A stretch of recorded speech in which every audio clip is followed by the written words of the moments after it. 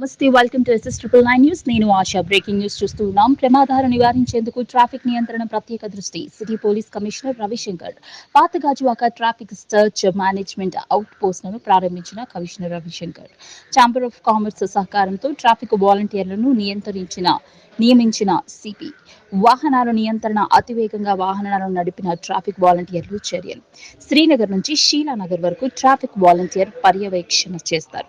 CI SI ఆధ్వర్యంలో traffic search management వాలంటీర్లు పనిచేస్తారు. గాజువాకలో సిటీలో ట్రాఫిక్ టచ్ మేనేజ్మెంట్ అనే కార్యక్రమంలో భాగంగా నగరంలో ఎక్కువగా ఏ ప్రాంతాలలో అయితే యాక్సిడెంట్స్ జరుగుతున్నాయో దానివల్ల ప్రాణాలు కోల్పోయిన వారు కానివ్వండి లేదా ఇంజూరీస్ అయిన వాళ్ళు కానివ్వండి తిరిగి ఇలాంటి సందర్భంగా పునరావృతం కాకుండా చూసే దిశగా 15 మంది వాలంటీర్లకు నైపుణ్యమైన శిక్షణ ఇచ్చి వారికి వెహికల్స్ కూడా ప్రొవైడ్ చేయడం జరిగింది.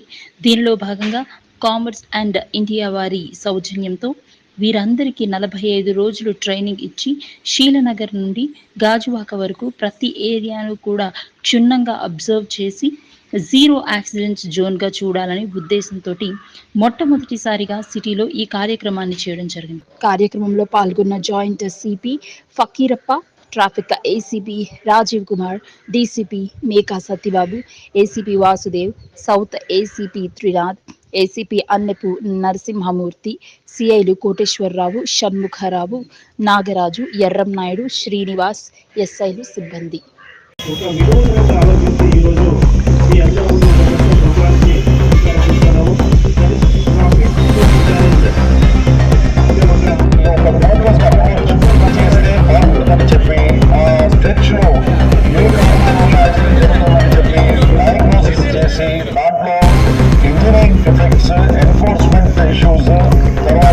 ఎడ్యుకేషన్ ఆల్సో ఇటువంటి విషయాలు అన్ని కూడా గ్రహించి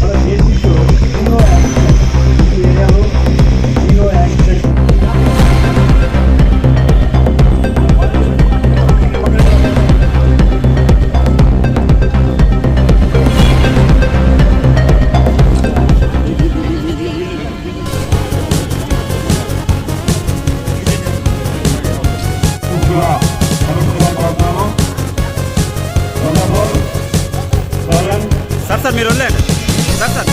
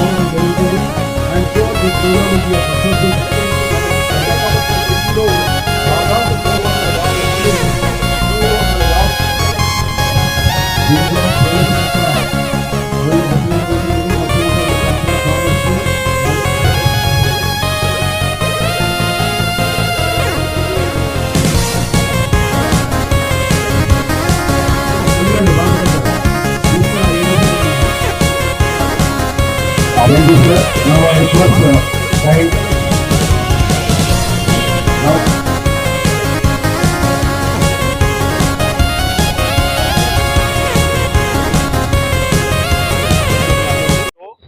ట్రాఫిక్ స్ట్రెచ్ మేనేజ్మెంట్ అని ఒక కాన్సెప్ట్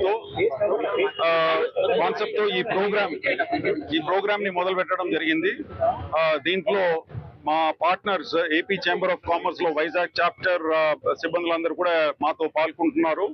వాళ్ళ సహాయంతో ఈ రోజు ఈ traffic stretch management to reduce traffic deaths and injuries on the roads of Visakhapatnam city ఈ ప్రోగ్రామ్ మొదలు పెట్టడం జరుగుతుంది. దీంట్లో భాగంగా దాదాపు ఒక్కొక్క స్ట్రెచ్ లో 12 మంది వాలంటీర్స్ వీళ్ళు కూడా మాకు పని చేస్తారు. వీళ్ళు వాలంటీర్స్ అందరూ కూడా అన్ఎంప్లాయిడ్ యూత్ అండి, ఫ్రమ్ ద సేమ్ లొకాలిటీ. ఆ స్ట్రెచ్ ఏదైతే ఉందో ఇప్పుడు మనం షీలానగర్ టు గాజువాక ఏదైతే తీసుకున్నామో ఆ ఏరియాలో ఉన్న అన్ఎంప్లాయిడ్ యూత్ ని తీసుకోవడం జరిగింది. వాళ్ళందరికీ కూడా దాదాపు 45 days ఇంటెన్సివ్ ట్రైనింగ్ ఇవ్వడం జరిగింది ట్రాఫిక్ లాస్ మీద.